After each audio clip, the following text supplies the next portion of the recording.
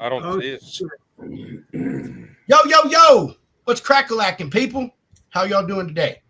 Thank you for joining us on the Logistics Lounge. You'll see it in a minute, Hunter. I did not upload it. I am uploading it now. Yes. Everybody, welcome. Today, we're just going to take it as it comes. We're just going to chill. If y'all want to join the party, got any specific topics y'all want to hear us talk about, then shoot us some comments and we'll shoot you a link and you can have some fun. But other than that, sit back, relax, pop a top, and enjoy the lounge.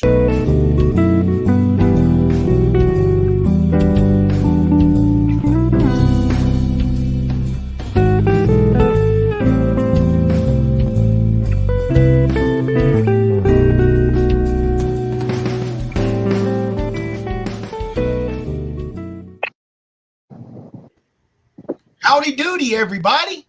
What's happening? Mr. Doogie Hound, MD.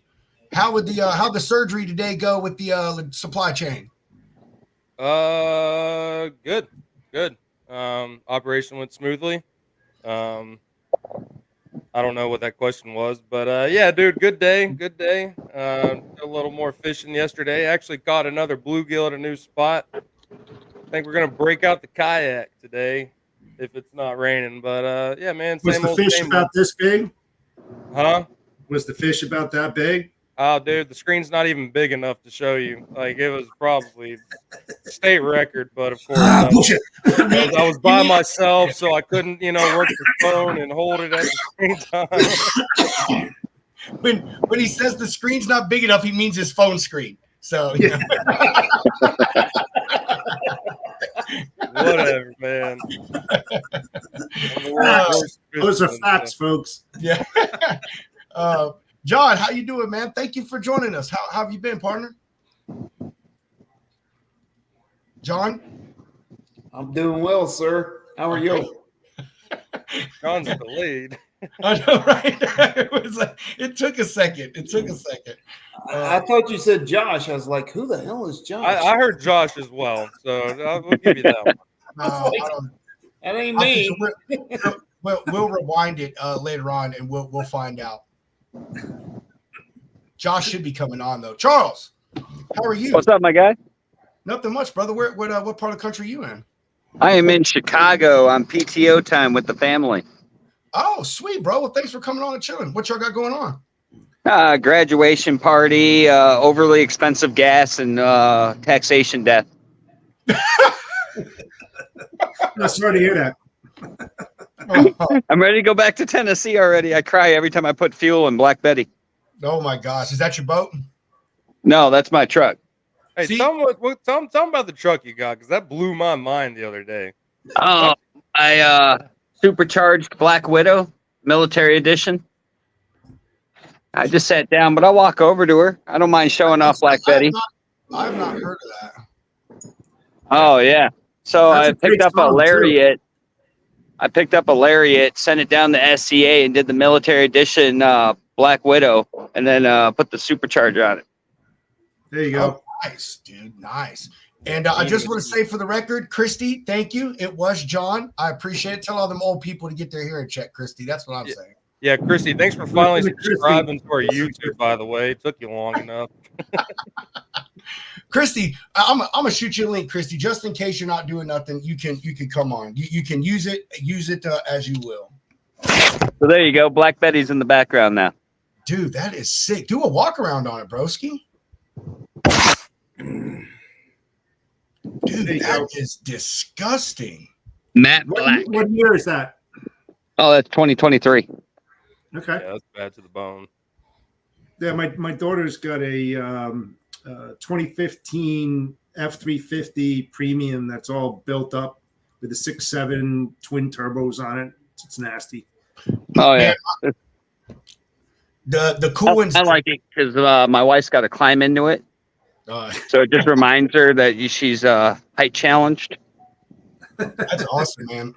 I saw for the first time the other day I can't remember the exact package it is, but it's the bottom level F-150 single cab, but it's got a fucking jacked up Coyote engine in it. And the thing's nuts. I mean, it's absolutely crazy. It's just a sleeper, but I didn't think anyone was really going to buy them, man. I saw one the other day, and that thing was absolutely disgusting looking. So nice. Yeah, no, I love that thing, man. I even like so when you give them your DD214, they'll do the military edition. So mine's matte black, and then it's got gunmetal stainless steel trim running along the inside with American flag stamps on it. dude, you need to send me some pics later. It's what they call murdered out. Yeah, you need to send me some pics of the inside later, Charles. Yeah, if anyone's ever looking at another way to, blow 125K, I can give you the specs. Yeah. Hell yeah. Say, I know a way I can blow 125K, and it doesn't involve a truck. All right. John, we didn't know that about you. Sorry? He said, John, we didn't know that about you. You know. Now we know. Before we ask our last person here how they are doing, they had a special request, since they are the resident co-host of the show when Hunter is out. We have officially made them a video. So everybody, Jeff Dickinson, the Bodacious Cowboy.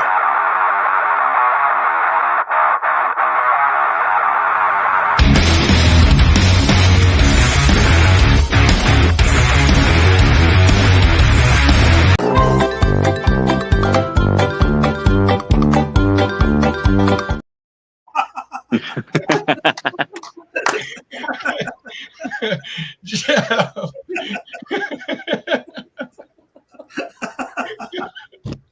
Oh my God, bro.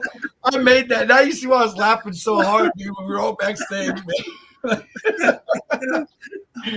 Oh, man. Crap. I'm fucking crying, man. I'm crying over here. I know. I got the same thing, man. How are you doing, Jeff? How's your day? How have you been? Well, it was pretty good until I saw that. But I still love you, man. It's hilarious. I'm gonna take off the last part, and that will be your co-host video from now on. I appreciate it, dude. I do appreciate you. I really do, man. We appreciate you, man, dude. You're always here hanging with us, dude. You always got our back. You're about as OG as it gets when it comes to lounge lizards, man. So yeah, but remember, when you look up who built the pyramids, right here, dude. I laid them. Hey. Oh. I am the inventor of dirt. Ooh. All right, you got me. You got me. I don't know. I don't think I can compete in this range.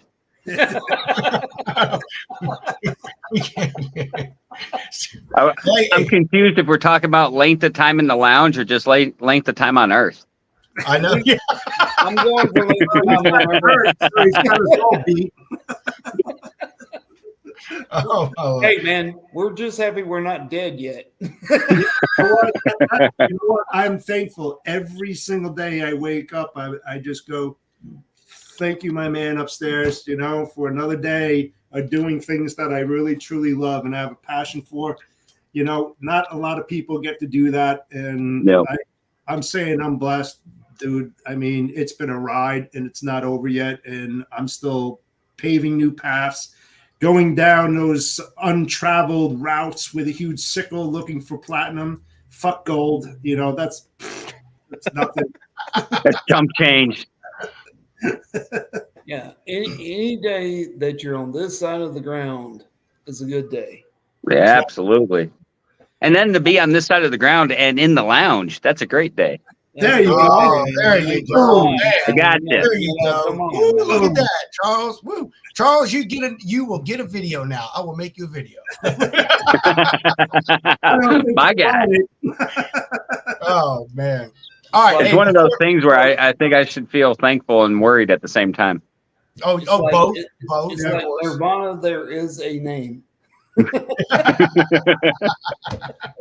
All right. Hey, before we continue this party, I need to go ahead and get our sponsor love out of the way, and then we can just continue having a good time. John, dude, we told you, get ready to dance in your seat. Go, everybody. GPS.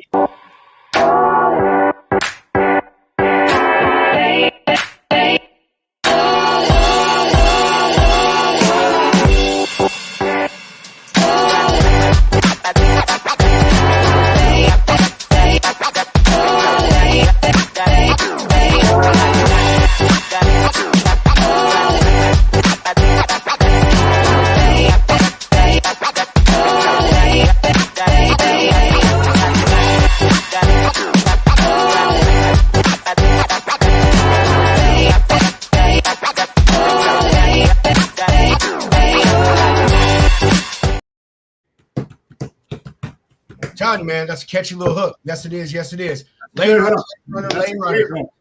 It is. Hey, two little quick commercials today for Lane Runner. One, they want y'all to become a part of the crowd that they source their rate data from. What other freight rate tool out there allows you to do that?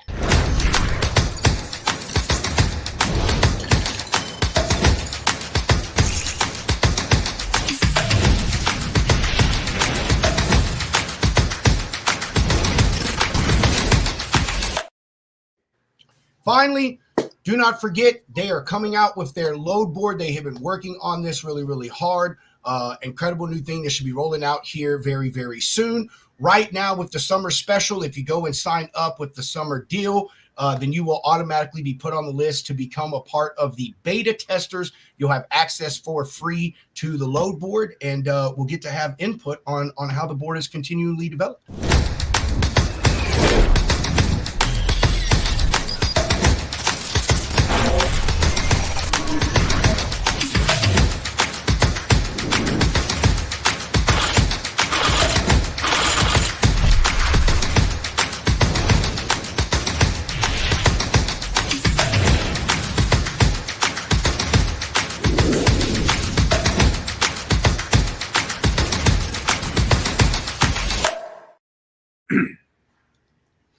Steven, what's up, bro? I'm a DM you a link, Steven, on Facebook, man, in case you want to jump in.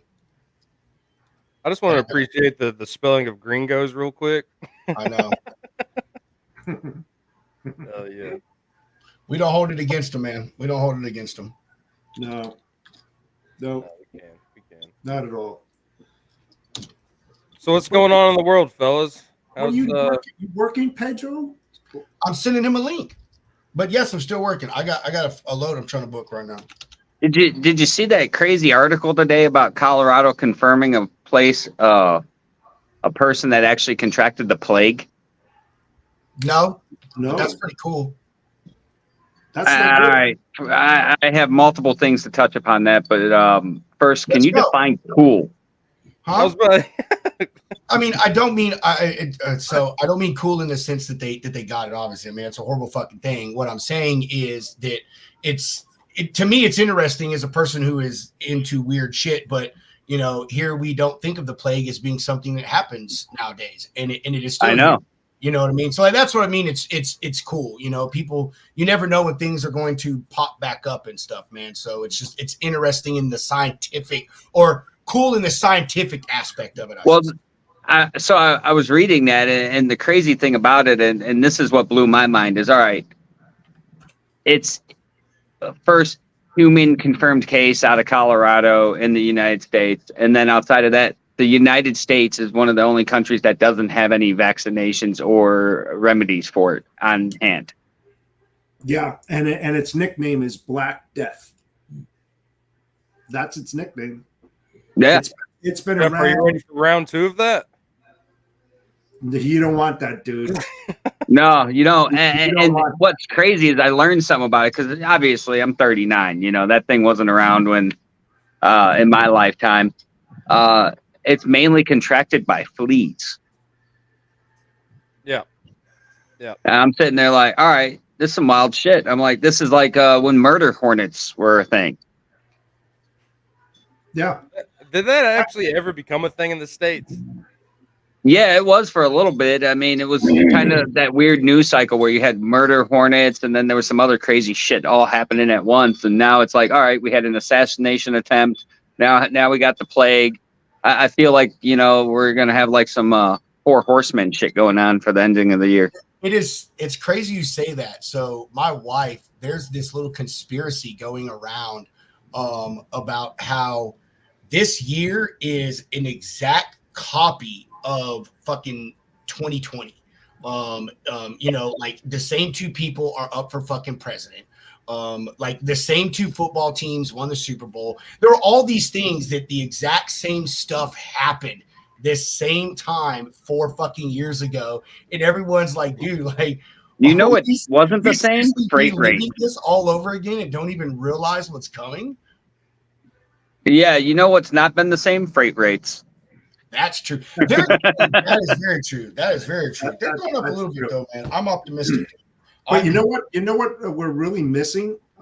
Sure, we're talking about fleas and everything, but don't forget mosquitoes, malaria, and everything that they carry. I mean, they got deadly diseases, much more worse than we've ever seen before, and you got to be careful.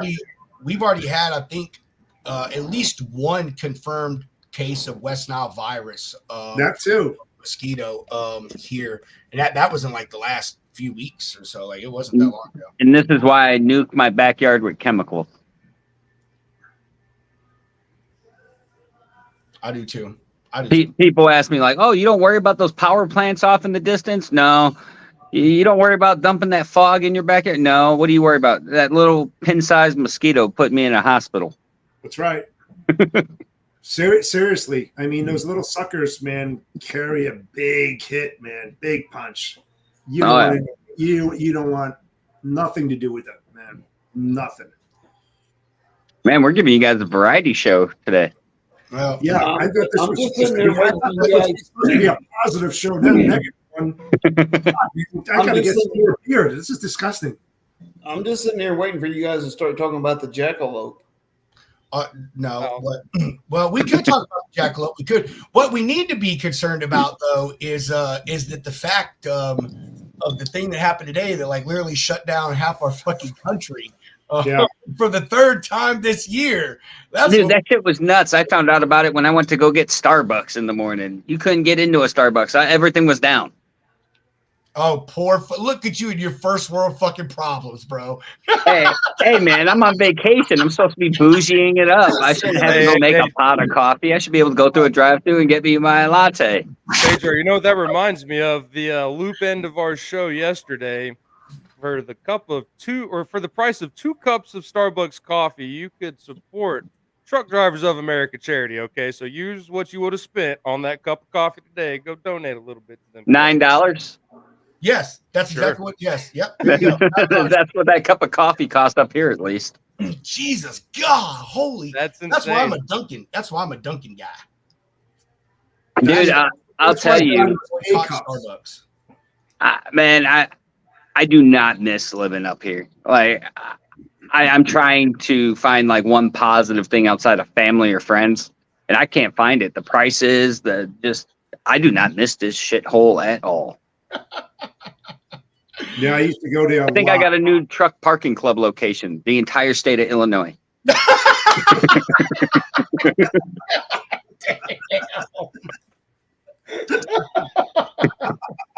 Oh, fuck. You get me on PTO. You get me spicy today, brother. That is good shit right there, dude. That's fact, though. That's a fact. It is, man. Like, oh my gosh, that's funny, man. Hey, no, seriously.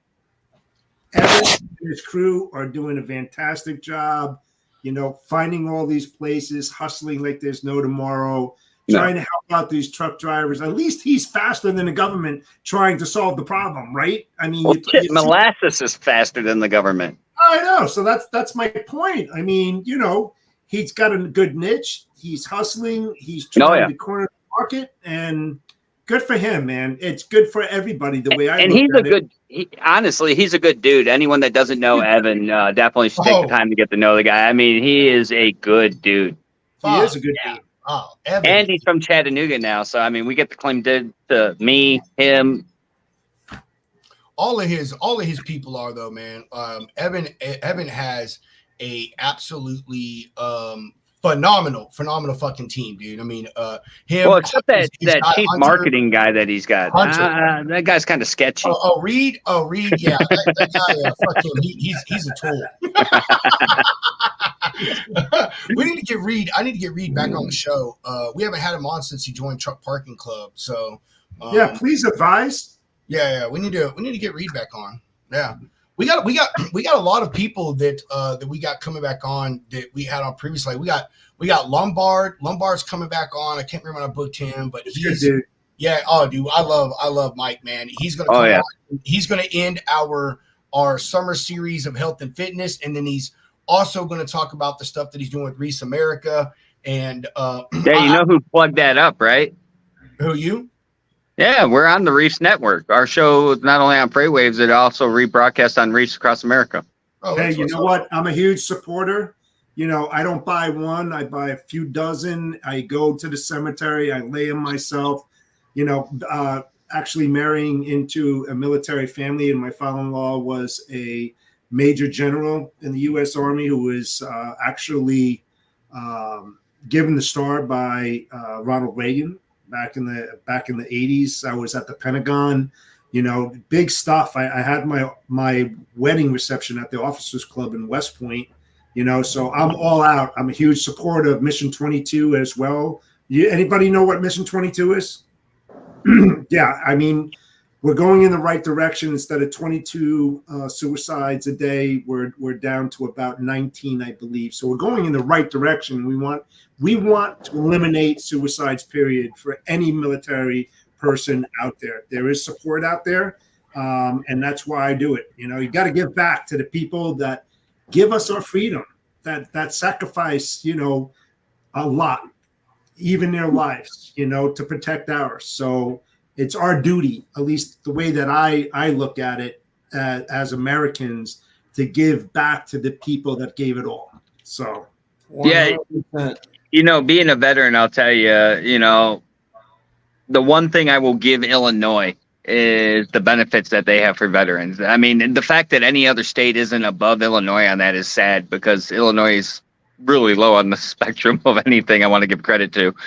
But the programs they have up here, like I was able to do college without even touching my GI Bill. I was able to use that towards my cost of living while I was in college, while I was raising an infant. So there's so many programs out there. I think more people need to take a note from like Reefs and all these other organizations and bring awareness to it, because there's just so many that a lot of the veterans don't know about. Yeah, no, I agree with you. And secondly, thank you for your service. Appreciate it. Oh yeah, it was my pleasure. And you know what it was? I was 17 and I couldn't find out what I wanted to do that night, so I just went in and enlisted. Yeah, a lot of them do that. You know, they try to get them in high school, you know, and try to recruit them and stuff like that. I mean, I figured I was either going to go home and my dad was going to kick my ass, or I was going to enlist. So I was like, yeah, we're going to enlist. You know what? I'm going to enlist. You don't want a pop's ass whipping with a belt or anything like that. So yeah, I'm out of here. See you. Yeah, it was a good time, man. I had a conversation with my family not that long ago about it. I think everyone benefits from like at least a year. You know, some of these countries I think have it right, because you get a whole new appreciation for the process. 2 years. 2 fucking years. Every day. Yeah, I agree, but I'm like baby steps, brother. Like maybe weekend warrior mandatory. Whatever. Hey, I would settle for that. I just think basic training, AIT, and being attached to a unit, man, I tell you, brother, do wonders for you, man. I don't think we'd have half the problems if we did that. I agree. Not that everyone is made for military service, and not that it can help or fix everyone, but Dude, they got cooks. If you can't flip an omelet and make some shitty pizza on the government's dime, I mean, you can be a cook in the military. It definitely gives you a different perspective on things, even if you never go to war. You know what I mean? Just just to see what goes into training our military, the discipline, the regimen that you have to go through, the things that you have to The camaraderie, the pride in work, camaraderie, all of it, man. And yeah, I was a complete shitbag before I joined the military. So I mean, and look at me now. I'm now I don't know what I am now, but I'm not a shitbag. I was about to say, man, there were so many jokes you left yourself open No, for. You're lucky we're all boys in here. Shitbag to like a satchel shitbag. There you go. I'm now the guy that dumps the shitbag. You know what I mean? Yeah, I mean, you know, my son and his wife are in the Air Force. I mean, he's a smart kid. He got in right after high school, so you know, I'm proud of him. He went over to Germany, and he got out there right when Putin started doing his stuff. And right now he's in Vegas, and he'll be in Wichita in the fall. So yeah, you know, he was a hell of a lot smarter than I was at his age, for damn sure. And the experiences you gain from that, I'll tell you. That's what I was about to say, Charles. I mean, I have a whole new appreciation, and I think that's part of the disconnect, in my personal opinion, is people don't realize how good they got it. You know, everyone wants to sit there and say, oh, I should have this, I should have that, this is owed to me. But when you go out there and see what other people actually have, and the fact that they don't even have anyone that will listen to them when they complain. Here, we got someone standing on every corner that's willing to listen to you complain. You have a whole new appreciation for what you got. You know, that entitlement's not there because you've seen the alternative. Well, and the thing I like about it, and then this is the back end of things, right? So when COVID started, a mentee of mine said, hey, man, said you need to get more involved in LinkedIn.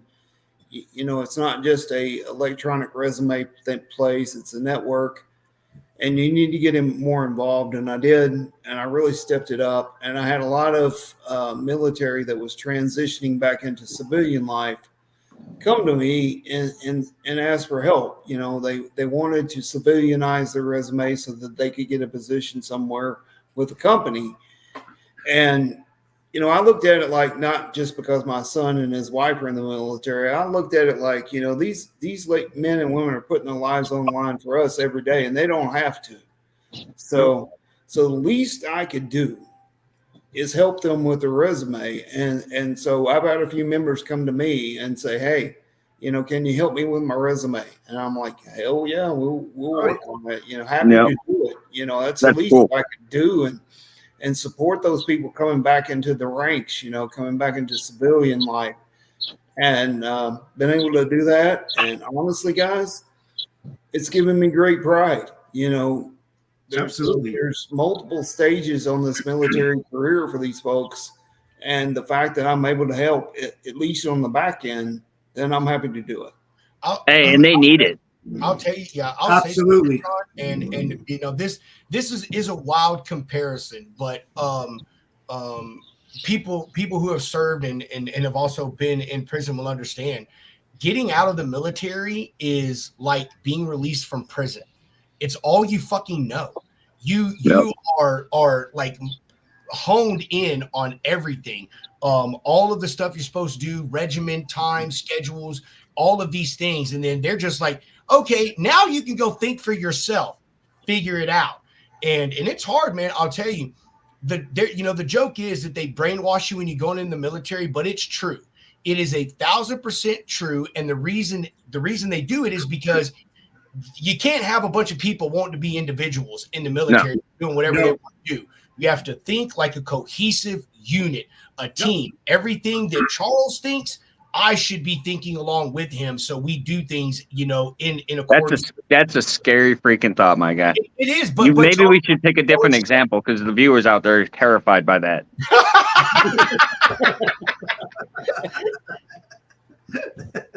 That's so true. But I mean, anyway, I'll say this though: the military is the easiest fucking job you will ever have in your life. The easiest job. I'm serious. They tell you where to be, when to be there, what to fucking wear. I mean, what you need to bring, when you're probably going to be done. You even know what you're going to eat. It's like going to school. They have a menu for you. This is what you're going to have for lunch. This is what you're going to have for dinner. This is what you got. All of it. It is the easiest job. Yeah, you may have to go to war, but you know what? I mean, it's just a part of the job. But I'll tell you, out of all the jobs I've had in my 40 years on this planet, the Army was the easiest. You just have to show up and listen. Dude, that's it. That's it. Show up and listen. If you manage to fuck that up, I mean, holy shit. I'm telling you, man. That's right. Be there when you're supposed to, wearing what you're supposed to, have the gear you're supposed to. Dude, you're fucking You don't even have to think. Yeah. I'm telling you, man. Like, depending on, and they have, all right, so let's be honest and attribute some things to this conversation, because one, they have a test. It's called an ASVAB to decide how much you should think. If you're the guy that's scraping the paint on the side of the boat and then painting it, as soon as you get to one end, it's time to go back and start over again. All right, you scored really low on that. And hey, that job had to be done, but we don't need you to think. We just need you to go like this. Right. And then there's the guys working with explosives or the electronics on the jets. All right, we want you to think a little bit, but only within the parameters that we've taught you. That's fucking ridiculous, dude. I love how you put that, bro. I'm sorry. I'm still thinking of that. We even have a test that tells you how much. Yeah, how much you can think. That is exactly what it is, too, man. Yeah. It really is. It seriously is a fucking stupidity test. It's really what you it get is. points for spelling your name right. Yeah. Sounds like an SAT test. It's so fucking serious, man. And Maybe that's what we need in trucking. We need an ASVAB test for trucking and logistics. The problem with it is, here's the fucked up thing. And there are people who score higher on the ASVAB than that is their IQ. And that's, I mean, seriously, dude. Oh, man, that's good. I think we're on to something. We're going to have to workshop this afterwards. Yes. We need an ASVAB to get into logistics so we can tell you how much you're allowed to think. Hey, man, that would make my job a hell of a lot easier if we had one. Yeah, right. Hey, listen, you're out of scope. Get back to painting that chair. Or if it's like anytime you had to send an email, their ASVAB score had to be in their email signature so you knew what tone that you had to set. Oh, yeah. Like, oh shit, you're dumber than a box of rocks. Like, one word answers. Fucking one syllable words, man. Speak slowly. Oh, fuck, dude. Oh, my stomach hurts right now. Jesus Christ. Hey, man, it's always good dropping in, you guys. I appreciate the invite. I got to get back to family stuff, but I couldn't pass up the opportunity to come in and tell you guys to keep kicking ass out there. Hey, listen, Dr. Phil, do me a favor. Go enjoy Chicago, will you? I will on the way out. Yeah, get some of that local deep dish pizza, man. No, all right. Before I leave, first off, the people from Chicago do not eat deep dish pizza. It's thin crust, thick toppings. That is a tourist thing. Did you say tourist or terrorist? Or do you kind of put them in I mean, they're equal when you go to grab deep dish. It's the same as putting ketchup on a hot dog. How else do you eat a dog? Relish. Relish. Yeah, mustard or Chicago style. Anything else other than that is, the same as communism. Chicago style is superior, man. Man, you gotta have some New York pizza. You really do. Once you have that, you'll never go back, man. Nope. Wrong. Nah, hey guys, have a great weekend. Great seeing you all. You too, man. Hey, brother. Later, brother. See you. Boom. Oh, sorry. Go ahead, Hunter. Sorry, bro. Sorry. Go ahead, man. up, Tex. Hey. Oh, hey, Tex. What's up, bro? I heard somebody say What's dumber going than on? a box of rocks. I thought they were calling me. Oh, yes, we were. That's our acronym for Del Prax. Yeah, dumb as a box of rocks. We used to say in the military, we say dumber than a box of dog hair. Oh, man, what are you doing outside, Tex, bro? It's like fucking. It's like it's only 92 here. What is it where you're at? 90, probably 90. It's about the same. Yeah. We're just due east of you. I got a nice shade tree right here, and it's Friday, and doing what we got to do. Tex? Blue Can, Lone Star. Yes, Lone Star. Fuck yeah, it's classic right there, brother. Yeah, fucking Classic and semi-economical. Hey, it's not as cheap as Black Label. I'll tell you that right now. This is true. This is true. How you been, Tex? I've been busy. I've been trying to build out this whole idea of becoming a vendor at shows. That was kind of the original idea at the Texas Trucking Show when I had that binder full of all the photos that kind of see who would be interested in potentially at some point buying some items, and I gave them all away at the show. But it's enough that I convinced my wife that this might be a way forward, and so I bought a bunch of stuff. I've got a couple hundred 8x10 and larger that are showing up at the house tomorrow, and I'm going to mat them and frame quite a few of them, and just do the setup and do it right and start going out to truck shows and hawk my goods. Dude, I think you would fucking do awesome at truck shows, Tex, especially, I don't know if you thought about this, brother, but like if you would do, say you're at Matt's and someone comes up to you and says, hey, will you shoot footage of my truck for me right now? I'll pay you $200. But you know what I mean? Like that shit, bro. Oh, yep. Yeah, man. You would do great at truck shows, homie.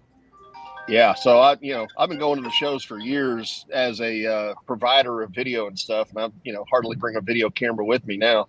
But, using the old school cameras is just a different feel and format.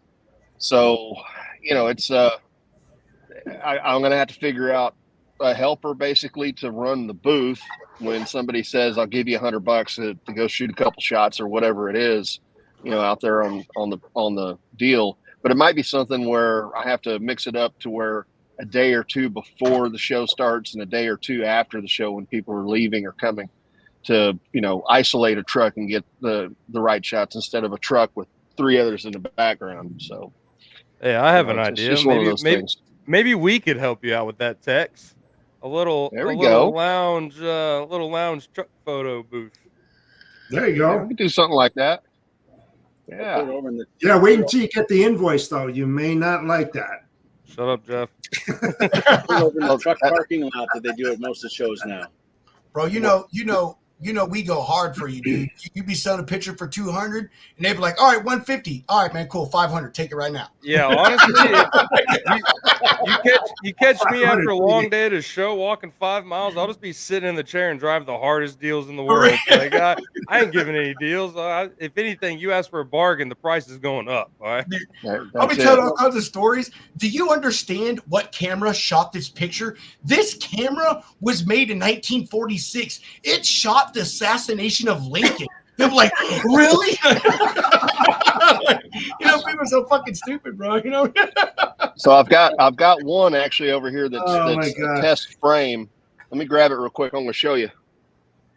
Hey, Claudia, how are you doing? And then you got guys like me who are redoing their home office and been in supply chain for a long time. So we're looking for pictures of trucks. And people who want to put them in their office. That's pretty nice. That is badass. Yeah, that's nice. I would buy that. I would buy that myself. Hey. Yep. Uh-oh. That's a perfect pose for him to be frozen. Way to go, Pedro. I think what Pedro was about to say, though, is if you go to logisticsloungeshow.com and you go to the homies tab, you can find Texas Portfolio website there. And I believe we have, let me see here. Let me go to the website real quick. It's 15% off with the code. That's right. Yeah, I would look, Tex. I would definitely check that out because I'm redoing my home office, and I'm been in supply chain for a very long time. Right here. I'd be willing to look at it, and if there's something there that grabs my eye, I'd definitely willing to put you on the wall, brother. Well, I appreciate that. I got stuff from like $60 on up to stupid crazy prices, just depending on exactly how like fine art you want to get. If you want like the cheap if you come see me at the show. Limited edition. You're in the danger zone here. These are limited editions. Go to where it says open edition. There you go. Yeah, that would be awesome in my office. I've got probably 30 years of die-cast trucks hanging on shelves and in bookcases. That would fit right the frick in, man. Oh man, I just saw my picture on there. Oh shit. I haven't found the right frame yet, Tex. I'm trying to find the right frame for that photo you gave me, dude. Okay. Dude, I love that thing, bro. Well, hey, I have it in my sock drawer, dude. Like it is covered with stuff so it cannot get messed up laying flat in between stuff, man. That's the way to do it. Which one did you get? I can't remember. I got the one from the Pennsylvania show. Hunter was just on it. Go down that one right there, Hunter, right there. Right in the middle. Okay. That one right there. That's the one I got, dude. dude, that's sick. Yeah, I told when he opened up his book, I wasn't going to ask for one. Like I saw a text said he was going to pass them out. I was going to ask for one. I was chilling at the CDL Life book or booth, and he walked up, opened it up, and he said, "Pick one." I didn't even look. Yeah. I said, I like text. I was like, I want one from the Historical Society truck show. Because, dude, when he went there and shot the footage for that thing a month or so ago, like, I loved it. Every fucking shot that he took was awesome. I love antique anything. And so I was like, dude, if you got a picture from that or a photo from that show, that's what I want. And I got the only one that he had. So, fuck yeah, man. Yeah. Those cab overs are badass. I started with cab overs, and those cab overs are badass. That last shot was badass, man. Yeah, the one with the red cab over. Red cab over, yeah, that was badass. Because I worked for MS Carriers back in the day, and they had that. That's what they had. They had cab overs. Yep. So movie star. I rode out on cab overs. It is amazing. It is amazing clarity. That is my thing, man.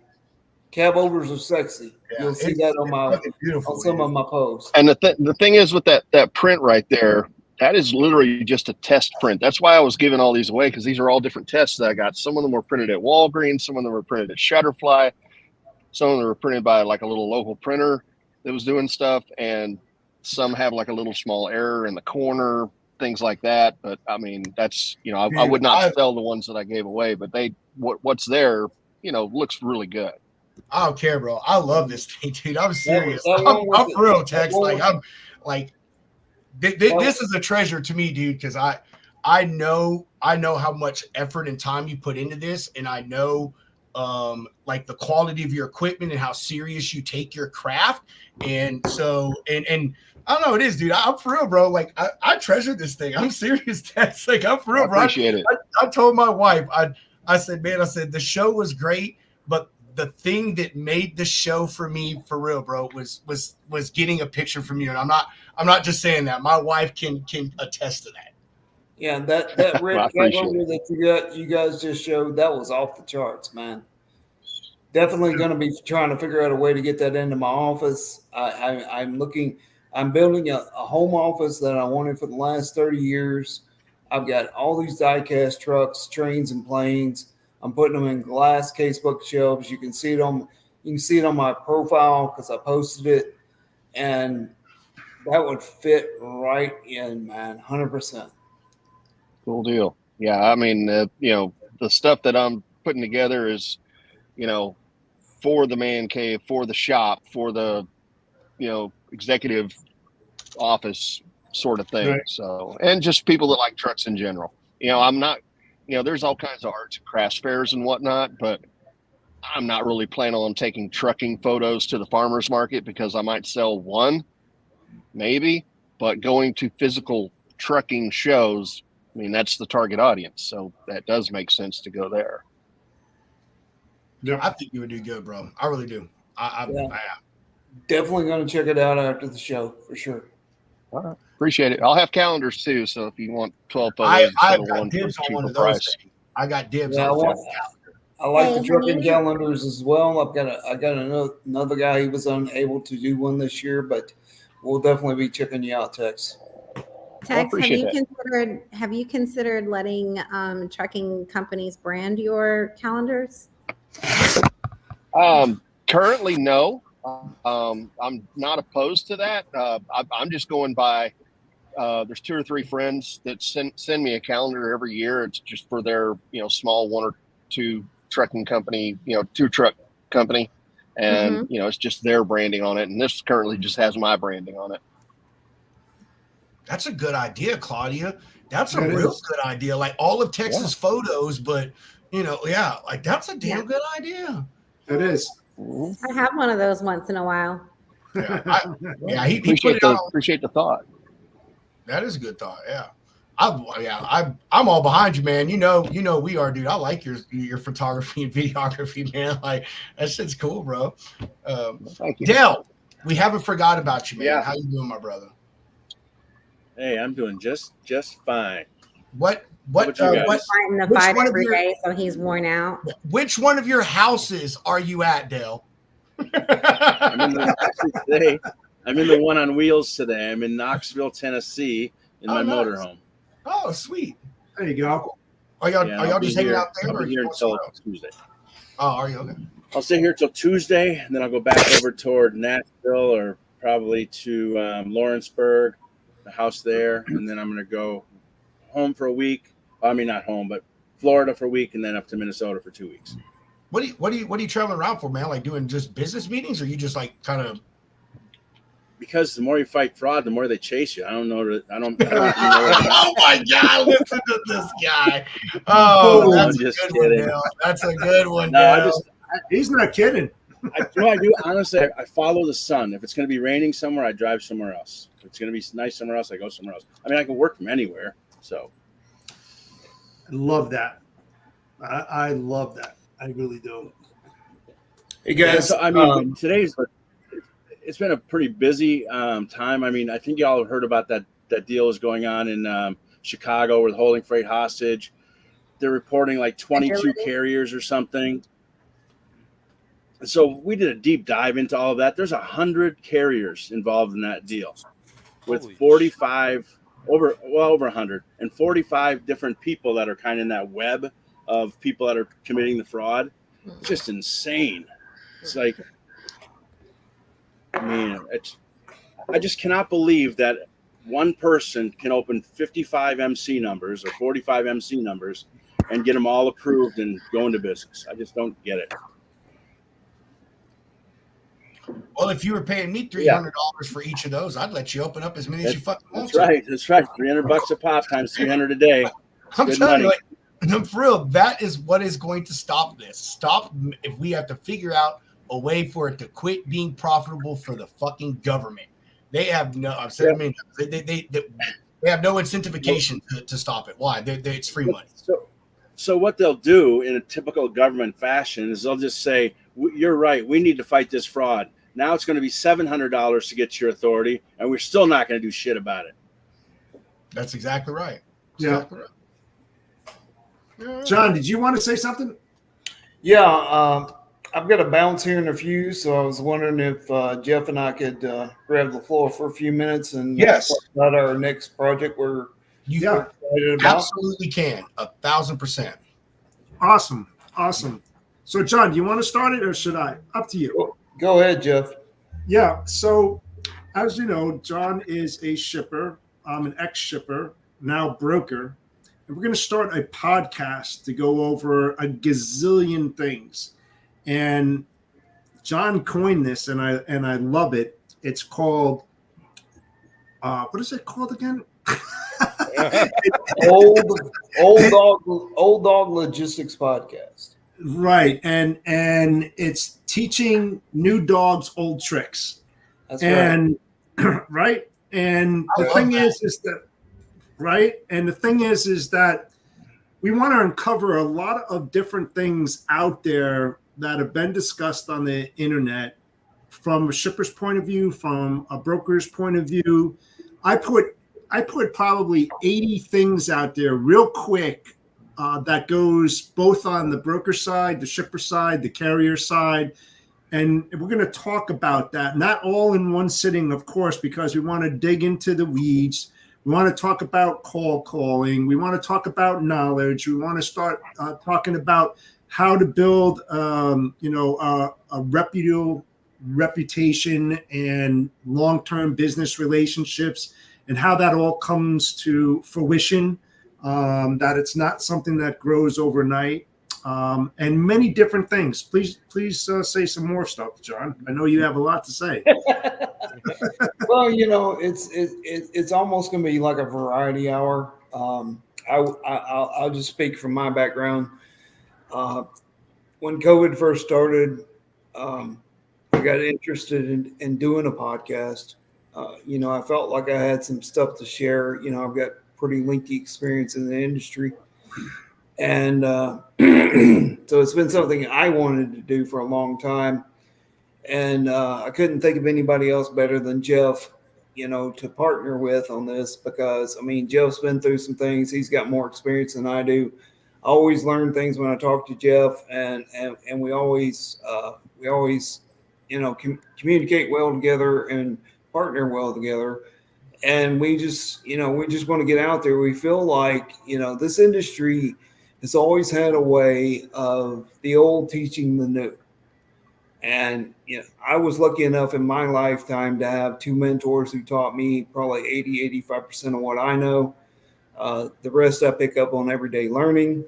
Yep. And we just want to give back to the industry, just like people who gave back to the industry for us. You keep passing it on, and that's what this industry is about. And that's one of the things that I just love about this industry is there's always people out here who help you be successful, right? So I've done some things, I've sat down and I've done meet the shipper calls with brokers, and it's been great. And these young kids, I call anybody under 30 a kid. So, they're learning, and they need somebody who's seen the good, the bad, and the ugly out there, and can tell them, straight up what's going on. And the fact that they can ask questions and get straightforward answers. You can't put a price on that. That's just huge. So, I was sitting there one night and I was thinking about it, and I was like, Old Dog Podcast, and I messaged Jeff and I said, hey, here's the idea. What do you think? And he's like, holy shit, I was thinking the same thing. And I was like, okay. So, a couple of old dogs, teaching new dogs old tricks, showing them this is what you do. Here's how you build a relationship. Here's how you build a foundation. Here's how you get inside. Here's how you separate yourself from the pack. And, Right. And that's what it's all about. There's nothing new under the sun, and there's a ton of brokers and a ton of carriers out there, and they're all kind of doing the same thing. They're all operating with the same playbook. Right. And shippers like me personally, and I'm speaking of my opinion only, we get bombarded with this day in and day out, and it's the same old stuff, Yes. And like, how do I help these people become better? How do Right. I help them to become more successful? How do I help them to be able to provide more for themselves and for their families? Yep. And I look back at my history and I look at these mentors that I had, and I just need to do the exact same thing they did. I need to be able to, pull back the curtain and show you here's what a shipper thinks, here's what a shipper does, here's what works, here's what doesn't. Yeah. Hopes of making them better at what they do so they can be more successful, and they can be more successful for themselves and for their families. Because that's ultimately what we do. We pass it on. If you think about this for just 1 second, it goes down to the bottom line. How many times have you heard a truck driver pulling over to help a stranded motorist? Help them change a flat or help them to get to the gas station to get some gas. It starts at the basic level and it needs to work its way up. And a lot of shippers that I know and I have heard about, they keep all the information close to their vest. They don't share it. And I'm like, why the hell not? Because if your carriers and your brokers are successful by having cutting edge information, then you're going to be successful, and you're going to rise up too. So it's the Together We Rise concept that I'm working on. And for the last 2 or 3 years, ever since COVID hit, that's what I've been doing. I've been doing it in podcast interviews. I've been doing it in posts on LinkedIn. I firmly believe in this. There's no sense in hiding the information because it doesn't benefit anybody, not even Right. the shipper. Yeah, and you know what? I just want to squash anything's going on the side out there. No, John is not a customer of mine. If I wanted to do business with him, I could. I stay in my niche. I stay in my niche. I stay in my vertical. And that's what we want to discuss as well. You know, we will most likely agree to disagree because we're going to come at it from many different angles. And hopefully that will resonate with a lot of people out there that, one, not all customers are good customers, not all brokers are good brokers, not all carriers are good carriers. And you have to be able to understand that and be able to do your research, get that knowledge base. And that's what we want to try to provide. You know, it's their options. They may not be for solutions. It's just another helping hand trying to make people look at things differently. That's why we want to go and do this kind of stuff. Yeah. But, and to Jeff's point, you know, you don't have to be a customer to bring value. right. You know, value is knowledge, you know, and if a customer can bring you some knowledge that'll help you be better at what you do, or in this business, and everybody knows this, there's a lot of customer referrals. You know, hey, I know Jeff. I've known Jeff a long time. Jeff's a good guy. Reach out to Jeff. He may be able to help you. I mean, I've referenced several carriers and brokers to other people that weren't really a fit for my company or my business, but they may be a fit for somebody else. So, Correct. I mean, there's value there, and it may not be measured in the almighty dollar, but it can help you get ahead just the same. Right. You have to be able to dig into what you're good at. Like for instance, right? I'm food certified. I was a director of intermodal for one of the perishable large 3PLs out there. That's why I know I could do work with John, but it's not something I'd like to do. You know, I have to pull back. A lot of people just go and make phone calls for the sake of making phone calls to try to generate more revenue into their pipeline, and they miss a lot of things in doing that. You know, like I said, people are going to like what we have to say, and a lot of people aren't going to, and that's fine. You know, as long as we help one person, we have done our job. That's what we want to try to do, and try to do it well. 100%. 100%. If we can just help one person be better at what they do, be more successful, make more money for them and their family, then we've accomplished our goal. Right. The goal and objective for John and I is to make it a win-win-win situation, a win for the shipper, a win for the carrier, and a win for the broker. And if we can help people do that, we succeeded in our goals and objectives why we're doing this. 100%. I think that'd just be an overall win because we are all in the same industry working together, so everybody wins in that case. But dude, You know what? You're powerhouse right. team, Jeff Dickinson and John fucking Brewer, like For real. No I'm shit. saying, man, I'm saying, like Here's the killer. y'all are competition now. We're gonna have to keep an eye out on you guys. So here's the killer. Between John and I, we have 74 years of experience. I've worked in the trenches on that side. I've worked for a carrier. I've worked for a broker. I helped start up a brokerage division. You know, and John has been deeply involved in the trenches of warehouse operations and DCs and the tools and the WMS and the YMS and the ERPs and the SAPs.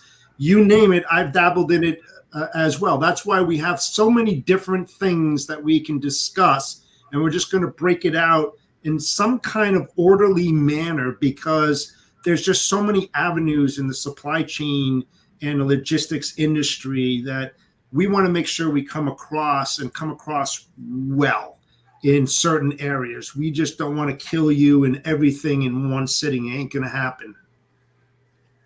100%. Well, guys, I got to bounce. It's been great. Thank you for having me on the show. Jeff, great partner as always. Looking forward to this new venture with you. Absolutely. Rob, couldn't ask for anything better. You guys have been more than supportive of myself and the NTC, which I do appreciate. And Tex, I'm definitely going to check out your website and get me some artwork from my home office. You guys have a great weekend. You too, John. I'll talk to you next We'll week. see you, Appreciate John. it. Sounds good, See you around. guys. Thank you. See you. So update: Pedro's power just went out randomly, so he's waiting on his computer to reboot. And that's Well, you know why what? I keep on telling him, Hunter, and please make sure you tell him to start paying your electric fucking bills. I mean, come on now. Seriously. Yeah. I mean, he just needs to go on a lake, get on hydro, or a little creek, a little pond, a little river. That's right. Yeah, get that windmill Yeah. mill going. What the fuck? I mean, Or at come least on. be solar, dude. You're in Texas, which, by the way, Tex, you're gonna love this. I think Sorry. Texas is the most overrated state in America. Okay, I've driven through it. I've been all over the place. It's flat. There's Dallas is cool. I'll give Dallas the cool card. But other than that, It's man, cool because I I don't was know. born there. Huh? I like San Antonio too. I do. Yeah, I've been in San Antonio. My dad was stationed there when he was in the Air Force, and I mean that's all right. Amarillo though really tripped me out. So I don't know if you knew this, Tech. So I started working with TJ from you know TJ, right? Odone. Yeah. So I flew out to Dallas for to check out the facilities there. Hopped in the truck. So I drove from Dallas to California. So the whole way we're leaving from Dallas, he's like, "All right, we're gonna stop at Amarillo, get us some steak, and then we'll go from there." So the whole time in my mind, I'm like, "Amarillo by morning."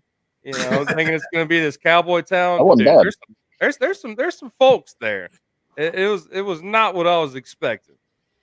Yeah, I'll tell you what about Amarillo, and this is one of the old truck driver stories. You know, we always say, a truck driver's lying when his lips are moving, that sort of thing, or y'all ain't gonna believe this. The honest truth. And make sure my kid doesn't come walking up behind me. I was driving for Celadon back in the day. I was going across 40, going west towards Amarillo. It's like 4 in the afternoon, and this little S10 pickup is in the hammer lane, and they fly right by me, and I just happened to look down. There's some lady there, mid-30s maybe, sitting in the passenger seat, short shorts and just kind of sitting there and just smiled up at me. I'm like, okay. And then they got, I don't know, 20 yards ahead of me. Her hand comes out the window. And she does like this, like, come here. And I'm like, I'm governed. I can only do so much. Slows back down and proceeds to give a show. Let's just leave it at that. And I'm like, are you kidding me? And then they took off. And they happened to exit where the Petro is there, and I was already going there, and they saw that I was taking the same exit, and they ran the light and like took off, thinking I was chasing after them, which I wasn't. I was going to get some. I didn't kill it spaghetti, at the Petro there, but That's 70s. yeah, That's that's 70s Amarillo stuff. for you.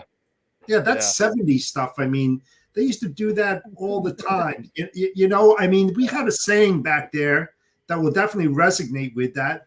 When everybody used to hitchhike, they used to say gas, cash, or ass. Nobody rides for free, And when I heard you say that, I was like, man, this is 50 years later. It's like, and they're still doing that kind of stuff. It's amazing. It really is. Yeah. Well, it kind of blew my mind, man. Like especially driving through the Southwest, some of the spots I saw, it is almost like you're hopping in a time machine. Some of these towns, they're just kind of not stuck in the past, but they've had no real reason to like really advance in society. Like so, going into New Mexico, and it's been years since I've been. It's been a few years since I've been into New Mexico, but I remember the big blue, not city limit signs, but highway signs as you're heading into Moriarty or wherever, and it says, 14 modern service stations. I'm like, okay, just the wording of it. So I was like, oh, this is kind of old school. Yep. Yeah. You know what's really interesting? Because I used to go to Dallas a lot, and I'll be back down there in that area in October. But back in the day, when you're going down 10, coming out of the airport, there used to be a ton of farmlands. It was like you were in the prairie lands. It was the steak man's paradise. If you're a vegetarian, you're in deep trouble because it was just steak, open areas and everything. All up and down that 10 out there is just massive freaking mega warehouses now. I mean, they Yeah. sold all of that farmland. I'm talking not like tens of hundreds of acres. I'm talking thousands of acres where you see these 100-door, 200-door mega DCs. A lot of them are Prologics. I mean, we all know them. I mean, it's just like boom. You just see these sidewalls going up and these 2x4s holding them, and you keep on going as far as you can drive. It seems anyway. They're all over the freaking place. It's just a shame, where Texas Longhorns used to graze. Not anymore, man. Not anymore. Right. You got Prologic, you got Amazon warehouses, got to support that just-in-time freight, yeah, it's, and, going back to what Hunter was saying about power, Pedro having his problem, solar farms, that's the other thing chewing up acreage. I mean, there's a solar farm, which I didn't even know about, which is about 15, 20 miles from here, hundreds of acres, and it's under construction right now. All it takes is one hailstorm, which happens pretty often in this part of the world, to render it useless. I mean, how do you cover those up? You can't. Storm's coming. What do you do? True. Yep. Absolutely true. It's just a shame. I mean, the only places that you're going to find that open land is still in the Wyomings and the Montanas and Dakotas. When you start getting up into the northwestern United States, you start seeing that. But man, where it used to be open, where you can enjoy that area, not anymore. Not anymore. It's just over commercialized, like way over. Unbelievable. I mean, and you know what? The other thing too, even when you look at international sites like the pyramids of Egypt. Now they have freaking neon signs all over the freaking place that goes this way to, that to this. I mean, they didn't have that. They didn't have that years and years ago. I mean, again, over commercialized tourism, all that kind of stuff. I mean, they're just ruining it. They're just ruining a lot of areas by doing this. And the kicker is that a lot of these warehouses that have million square feet, 1.5 million, they're not even occupied. A lot of them. I mean, you go down into Cranberry, New Jersey, off of Exit 8A, right? All farmlands. They still have all these monster-sized warehouses going up. They're starting to get filled, but 10 years ago, they were all open for years. I mean, years and years and years. Now you go out to Bethlehem and Allentown. Oh my God! It's just wall-to-wall warehouses all over the place. Harrisburg, Bregmansville. I mean, I could just keep on rattling. Just over commercialized. It's absolutely amazing. It's like that down here, Tex. I mean, on Toll 130, man. You remember that used to be like just nothing, fucking nothing. And it is, man. It is nothing but warehouses upon warehouses being built along that place. I mean, it was when you took Toll 130 in Texas around Austin, San Antonio, and all that shit. Like, it was open acre farmland, cattle roaming, horses, everything. The entire stretch. Yes, the entire stretch. And as soon as Tesla announced they were going to be building their factory out there, every fucking body, and it's just what you said, Jeff, they're all open.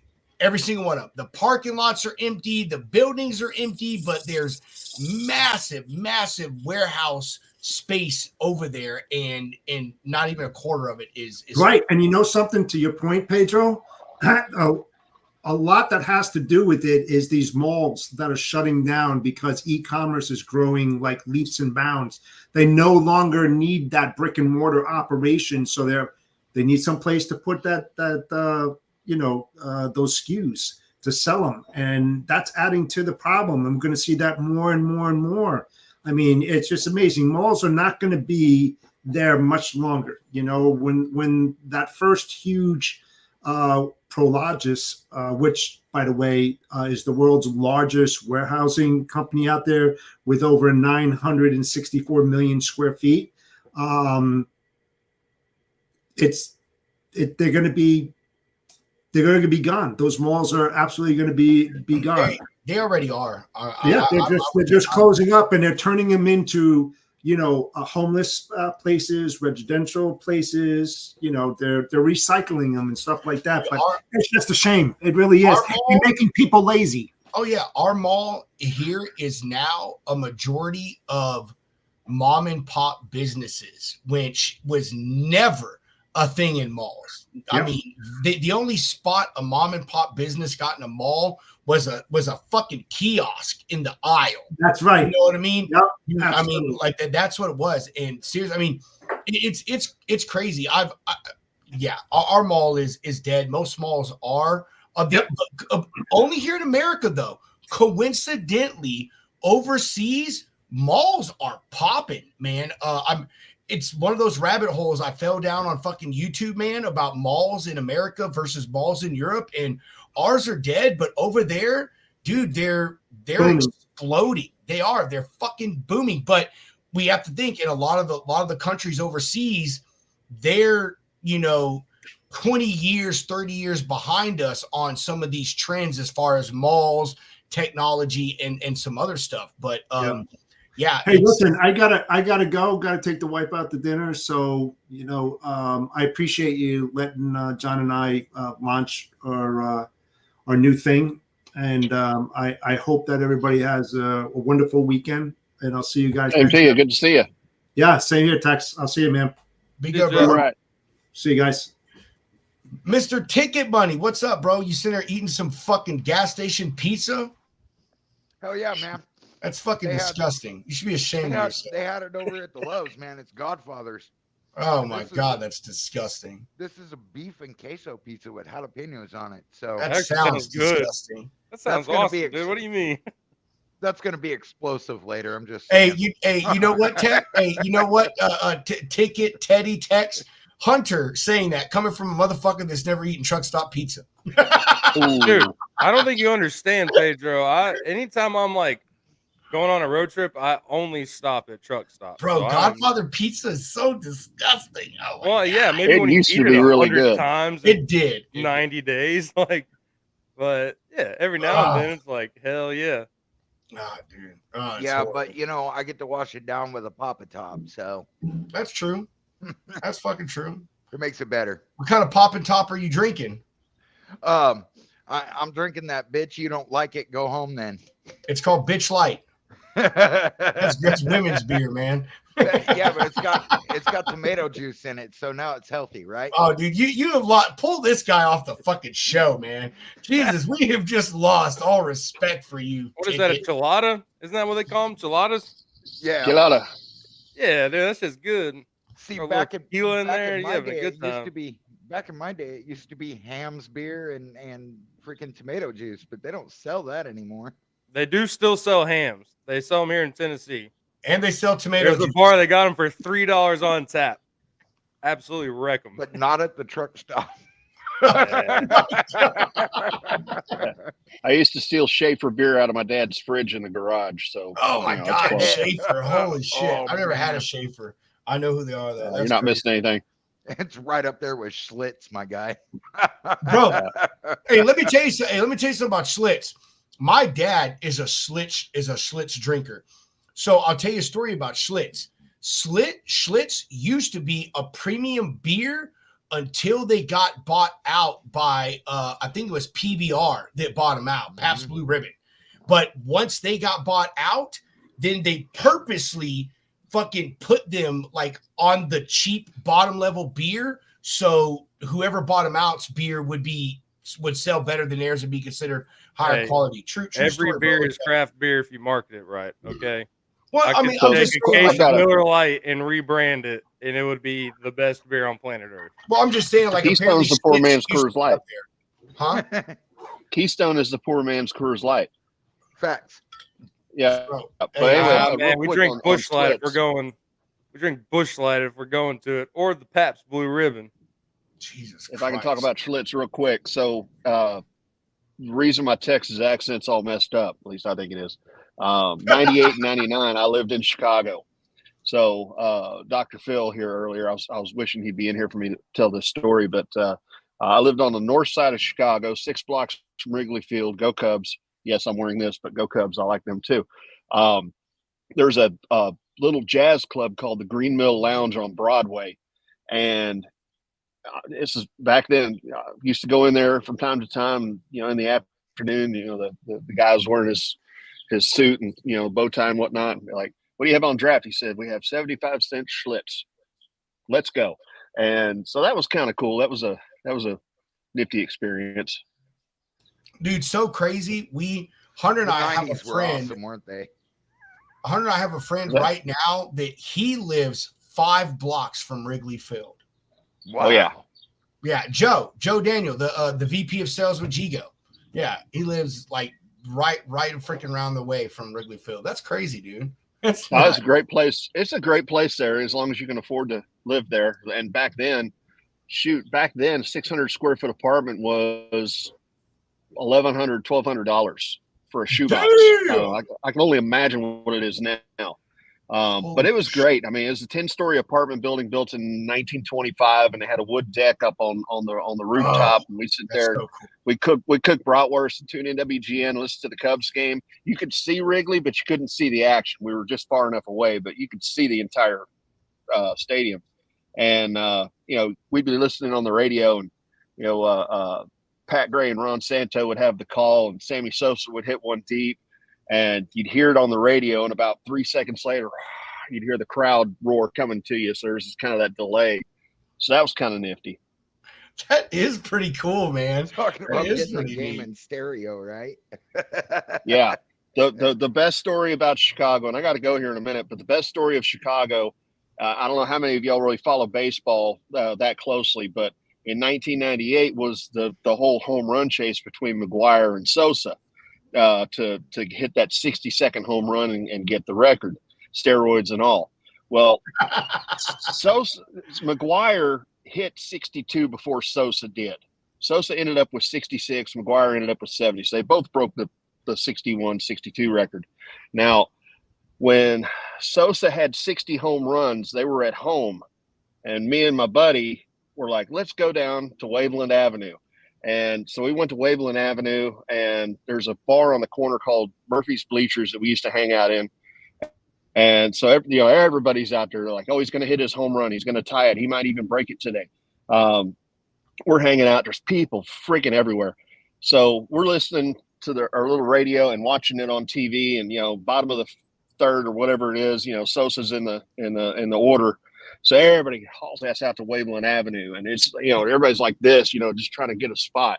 He hit 61. I don't remember what inning it was, but he hit 61 over my head, beyond my catch reach or whatnot, but it hits, and the guy grabs it, and everybody's like, So later in the game, 7th or 8th inning, everybody goes out to Waveland Avenue again. He hits number 62. It flies over my head, again, too high up, lands in a flower bed on those 3 flats that are behind.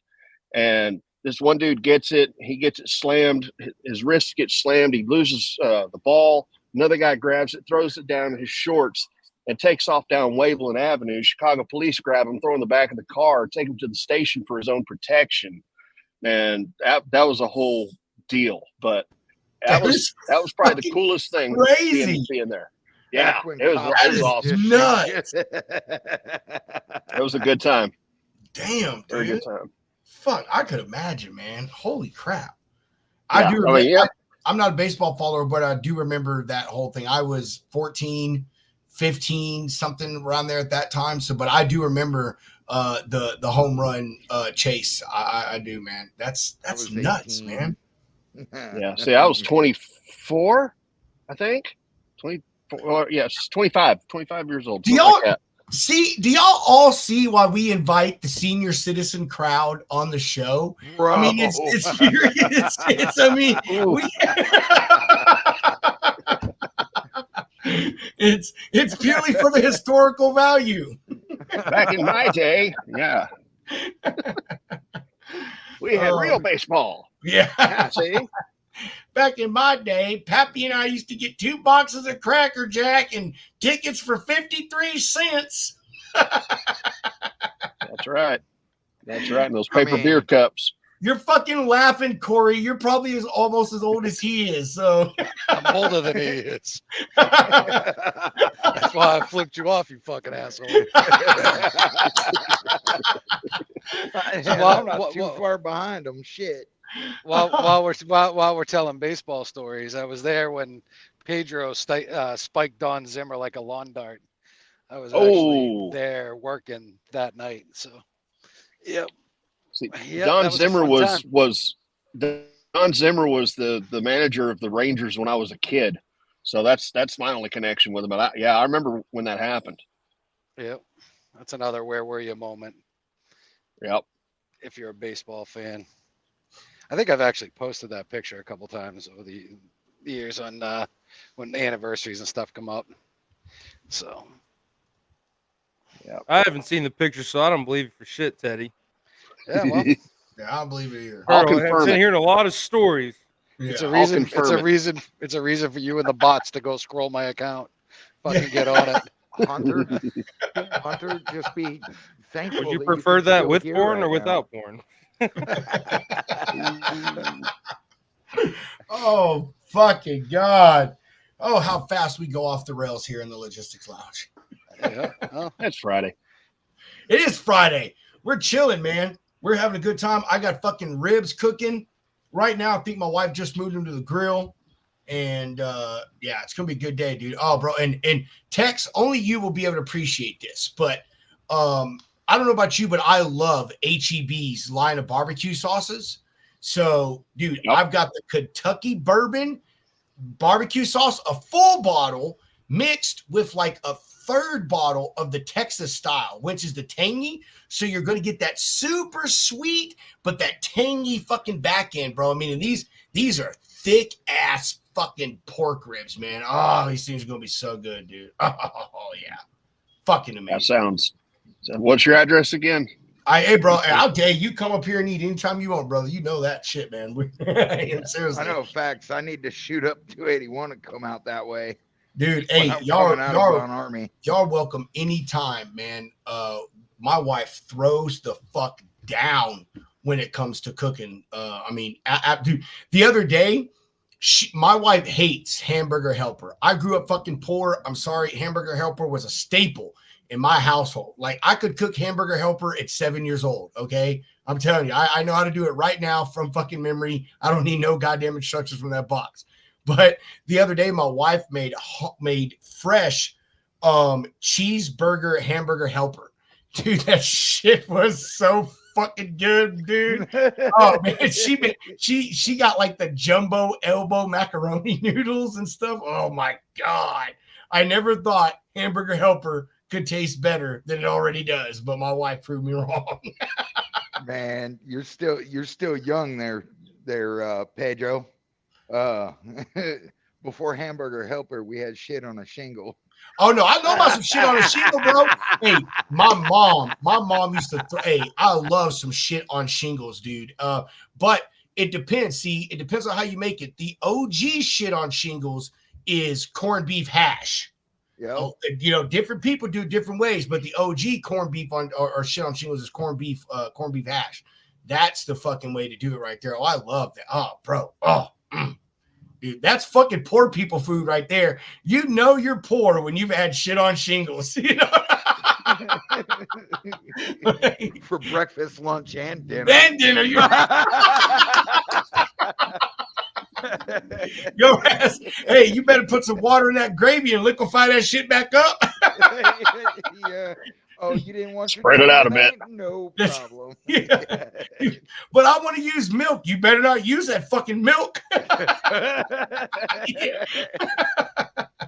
that milk with some water. I know Yeah, that for real. I was gonna say you can use the milk, but you're gonna get water with breakfast. That's So, right. Yeah. Pick what the fuck you want in your cereal, asshole. Yeah. Over to 1% watered down. Oh man, shit on shingles, dude. I have not thought about that in so fucking long. You know what another OG poor people food is tater tot casserole. I don't know if you've ever had that shit. Bro. Made with powdered milk. Yes, tater tot casserole, bro. I'm telling you, dude. God damn. Oh, bro. 2 tablespoons. Oh, Jerry. I'm telling you, as much as it sucks being poor, it provides for the best memories. It really does. Like, seriously, man. I'm telling you what, I will never forget the day that my brother and I, was the last day of school. I think it was like 2nd grade. And we came home and we had a big after school party. We had all this stuff.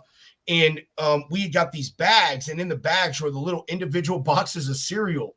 And I went home that afternoon, man, and was going to watch afternoon cartoons. Wanted to eat my cereal, and there was no milk left. And I'm like, okay, I'll just use Kool-Aid. I'll never, ever fucking forget this in my life, dude. I'm like 7 years old thinking Kool-Aid is going to taste good with fucking cereal. Bro, I will never forget how mad I was that I wasted that fucking box of cereal. Are we old enough to remember an actual aisle in the grocery store that was straight generic, white boxes with black lettering saying peas, corn, carrots, cigarettes, cereal? We had that shit in the PX too. Yeah. So while you guys were paying $1.25, we were paying freaking 65 cents for that stupid ass box with no tax. Oh my God, dude. Oh man, being poor sucks, but man, it does make for good memories. Yeah, it does. And I lived, back then I lived on the bases, so the PX we only went shopping once a month, man. Mom would drag us around. That was Cannon Air Base and Dias Air Base, and then a little bit later on, it was Grand Forks Air Force Base. Man, fuck all those places. Hey guys, on that, I'm gonna have to bug out. Mama's coming home soon, so I gotta start moving things around. Thanks for I don't chilling, want to get in trouble. No, all right, y'all be good. Hey, you too, See homie. you, Tex. Later. Be good, Tex. Corey, what are you doing, bro? Hey, was that footage you sent me, man? Was that actually like out of your truck? Yeah. Yeah, that dude was right beside me in traffic. That makes it, dude. Hey, Hunter, did you see the post Corey tagged us in? I did see the post. I didn't get to listen to the audio because we were already in the show. But bro, that shit is good stuff, dude.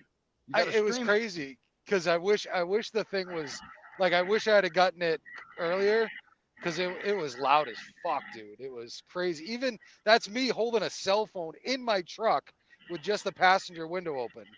Imagine what that thing was like if he was standing there. That thing was crazy. Hey, Corey, when don't worry about it now. Like just whenever, DM it to us on X, because it won't let me fucking download the video from my phone for. Oh wait, never mind. Maybe it will. Cool, I got it. Sweet, never mind. Right, cool. Yeah. Dude, that's fucking crazy, bro. I am so 100% going to use that shit for the fucking Jake break. Dude, God has been great today, man. I a couple good loads today. My garage door got fixed at the shop. I found a 10mm socket. Like, dude, man, God's Hold on, wait a minute. Wait, back up. Back up. Back the fuck up. We just missed the most. Fuck, we lost him. Oh shit. No. Hold on. You found a 10mm socket? Was it like a short socket? Or, dude, hey, Corey, pull over right now. Go fucking get yourself lottery tickets. You don't have to pull over. I am. Go online and order that shit from Texas Lotto. Not even a 10mm. It's a 10mm deep snap-on. I know. I just saw it. Holy fuck, dude! Like, I just won the lottery. I don't even have to play. You did just win I'm the in. fucking lottery. You gotta go online and hit up that California lottery because nobody wins in fucking Texas. So hit up that California lottery and buy a ticket there. Yeah, it's all Democratic states, so I'm gonna stop in Mass and buy one. Only the Democratic states win. Yeah. So yeah, I'll stop in Mass and pick one up before I go back over the border. Change your name to Yen or Chew or something. You'll probably be a sure winner. yeah, change it to Yin Yang Bing Bong. Oh, That's fucked up, man. Oh, But it's true. it is true, bro. 1,000%. 1,000%. Yeah. So, yeah, Oh, man, it's shit. another good day. We're just, and it's Friday. We got the lounge rolling, man. It's, just how do you the sun's shining? How do you not love life? I know you're right, bro. It's been a nice day out here. It was hot here today, but it had a good fucking breeze going on and shit here today. So I went outside all day, but like it's rare that we get a fucking breeze here in Texas when it's in the middle of summer. Yeah, 83, Right. sunny and breezy, man. It's another, I haven't had the AC on all day. The window's open. Oh, Good that's day, fucking man. nice, bro. Oh yeah, I love that shit. Yeah. I'm in Sioux City and it was raining here. Dude, up in north has been crazy. Literally, it fucking snowed in Jackson Hole, Wyoming on the fucking 4th of July. I don't know if anyone saw that, but up in the north, yeah. it has been crazy this year. The summer up there, it is just on its own schedule. I'm telling you. That's that global warming, man. Fucking global warming, man. It's all you truck drivers out there. That's what's doing it. Fucking truck drivers. The These truck drivers bastards throwing emissions. and the brokers. If those brokers wouldn't be finding all that freight, I'm telling you what, we'd have less trucks on the road and we'd have less greenhouse gas. You know what? You was a driver before, so once a driver, always a driver. I mean, the fact that you decided to be a broker is beyond me. Yeah, so it's double your fault, Pedro. Yeah, it's double. I mean, there's dumb and then there's asshole. stupid. Yeah, there's dumb and then there's stupid. And I don't know what you were thinking there. Oh, it's fucking funny, bro. That's stupid with 2 O's and a P. Yeah.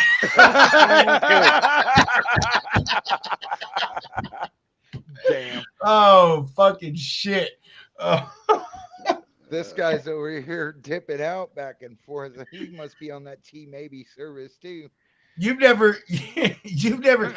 met Corey, have you, Ticket? Nah, I don't think we met. Oh, fucking Corey. Imagine putting me and Ticket in a room together. Life would be very Oh interesting. God. Bro. Oh yes. Corey be is in a room together. No, easy. All right. I didn't Go say to we the were getting charity- naked, big boy. Hey, Yeah. whoa. Go to Just the 'cause we're in a charity room together. website and hit that Discord server, and we can cut it up in there. Oh yeah, they wouldn't like me very much. Oh, Corey- you'd fit right in, my guy. Corey is our resident predatory tower. So you better not leave your we've got fucking it. shit. You better not leave your shit unattended, or Corey's gonna come hook that motherfucker up and charge you Yeah, 10 times the going rate. You I can, actually- you can you know what? join. You can join local hooker Jason in here. nice. I heard you guys talking yesterday about how you guys like to mess with each other with the zip ties and all the weird shit. Like, imagine I show up and just start towing all your trucks. That'd be fun.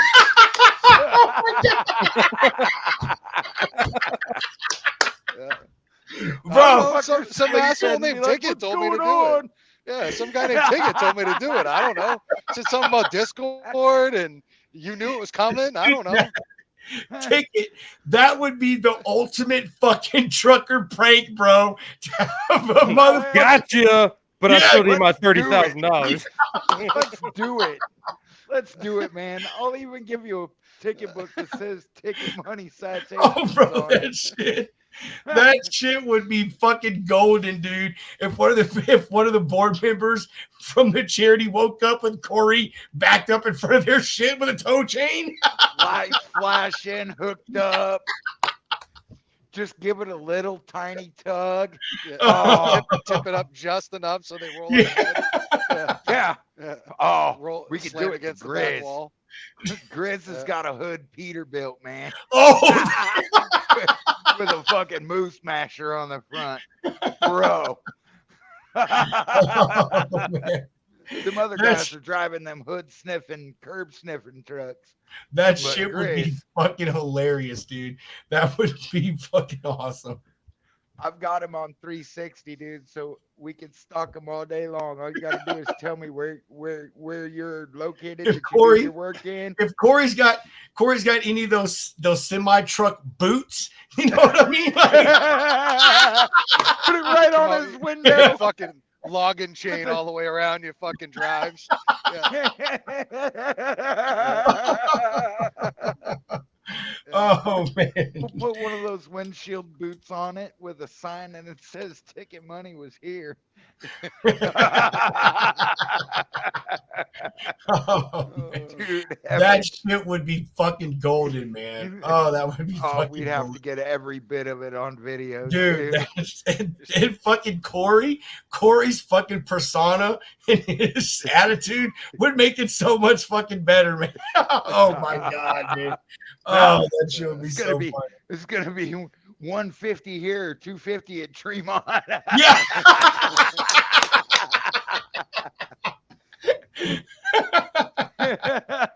Fucking Corey start charging crazy ass fees. It'd be $150 to take the boot off. It's $100 paperwork fee, a $50 stamp fee. What's the stamp fee? Oh, this little stamp I got from Office Max for me to put my name on it. It says $50 paid. stamp fee. It says paid.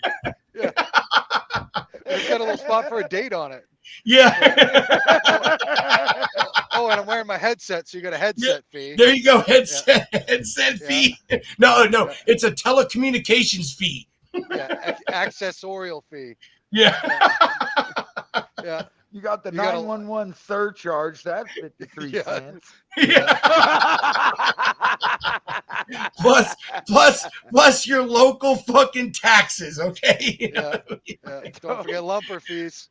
Somebody had to carry that thing out here. Dude, could you?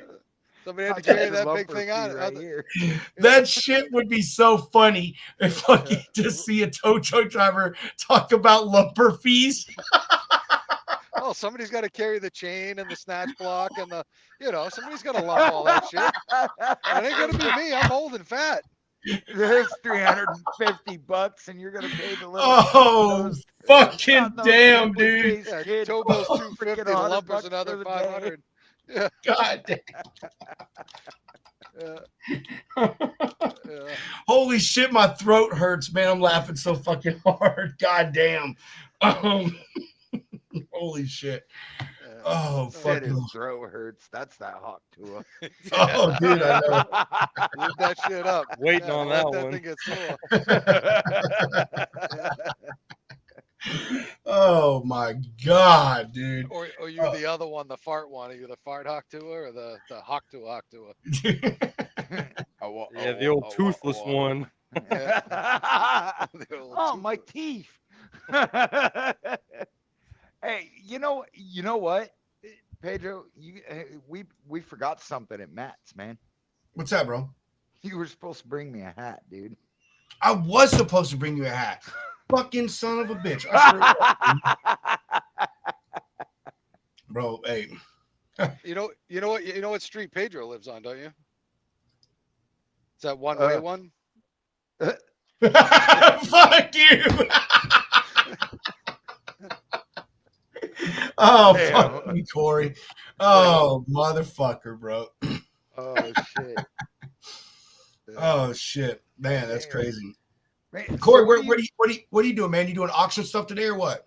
Yeah, I just dropped my second load of 3 off down near Taunton, Massachusetts, and then had to fight Fish traffic. Evidently, Fish has a concert down there this weekend. They're playing all weekend. Lovely. So, and then yeah, great. Lots of fucking high people trying to navigate exit and off ramps. It's a lot of fun. Yeah. Yeah, and then now I'm making my way home. I'm gonna go drop the trailer at the office, fuel up, and go spend the weekend with the kiddos. I think I'm gonna, that's nice, bro. I was just about to ask you if you're gonna have the weekend off. Yeah, I'm gonna try. You never know what happens, but I'm gonna try. Maybe take them out. They love to play golf, so we'll. Do they really? Trying to find. Oh yeah, I could take them to the driving range and they could hit 1,000 golf balls. Both my girls will hit golf balls till they get blisters and can't hit anymore. Dude, that's crazy. Yeah. That's fucking nuts. I keep encouraging it because you know what the most underutilized Title IX, where they pay for your college there. It's golf. It's golf. It's women's golf. My son played tennis in junior high for I don't know, one season or something, and he's like, I don't like it. I was like, dude, do you understand that tennis players make fucking bank? And do you know that there are a ton of scholarships for tennis players out there, but he didn't fucking, he still plays with his grandpa, but yeah, that's nuts, dude. Fucking golf, man. Golf is the most underutilized women's. Basically, if you can hit a golf ball, it doesn't even have to be straight. You just have to hit it. You could probably get a scholarship for women's golf in college. That's nuts. Because Title IX, they gotta have so many men's and so many women's scholarships. So especially if you go to a school that has like a decent basketball or a decent football team, but not really anything else, then they got to have all those same scholarships for women. So these guys, that's how you clean houses. You teach your daughters how to play golf. Damn it, son. Damn it. I figured that'll let me retire at least 8 years earlier. Hell yeah, Will. That's what I'm saying, bro. There's that one chick in golf right now, dude. She's making like crazy fucking bank. I can't remember her name. Have you seen that girl from I think she's from Scotland or something, where she rips smokes? Yeah. Yes. And everybody's like, what the, and she's like the John Daly of women's golf. It's great. She's like pounds beers and rips cigarettes. I know exactly what you're talking about, dude. Fuck yeah. Rip spots. I love it. That girl's awesome. This mother trucker's over here thinking a $300 golf set's going to be a new investment. hey, listen, sign up. I'm better than Noah. For your $300, I'll teach you how to get college. Yeah. Fucking Corey. Oh my God. Okay. Hey, Mr. Hound has to be out of here. And, I have some stuff that I want to do with my wife. So we are going to wind this Freestyle Friday down. Mr. Teddy, do you have any exiting comments, questions, concerns, updates, or give yourself some plugs? Absolutely. Well, I mean, you can always find me at DOT Roadside on X. You will never find me on LinkedIn. That's where all the rest of you homos go. But I will say that I want everybody to have a great weekend, man. Shit's been in turmoil this week with, politics and everything else. And there's been a lot of shit going on. Just try to take a big, deep breath and have a great fucking weekend, touch some grass and have fun. I love that shit, dude. And you're the second person I've heard said that. Hunter got me on that phrase, go touch some grass. Dude, I love that shit. 100%, man. And in 100%. Josh's case, go smoke some grass. All right, Josh? Yeah, fucking yeah. Touch some grass, smoke some grass, whatever fucking floats your boat. Yeah. Yeah, that's fucking it. I know that's right. Ticket. What about you, brother? You got any exiting comments, questions, concerns, updates? You want to give yourself some plugs? Yeah, man. Freaking just want to say, thanks for having me back on again. And to the viewers out there, thanks for coming in and hanging out with us. Definitely need some comments there. Don't forget to check out www.truckdriversofamerica.charity.org. Hit that join Discord server and come join us and chat there. You can find me out there in the charity Discord and hanging out. It's like Friday all the time. In fact, we got family time tonight at 7 p.m. So I hope to see some of you out there. Fucking A. Sweet. Corey, make sure you go join that so you can start towing those sons of bitches. Yeah. And I'm telling you, dude, those would be the greatest pranks, Ticket. They would. There is nothing a driver would fucking hate more than to wake up with a tow truck in front of their shit. That would be so fucking funny. All right. What about you, Doogie Hound? Man, great Freestyle Friday. Great to see you in here, Ticket Money. Freddie, Flip Flop, keep on doing your thing. Yeah, everybody have a great weekend. Go touch some fucking grass. Whatever you do. It's beautiful outside. Don't forget how fast wintertime comes. It's already July 19th. Don't forget that. In 3 months, it's going to be very cold. So go touch grass. It's crazy. It's going to be hard to touch grass. She shaves now.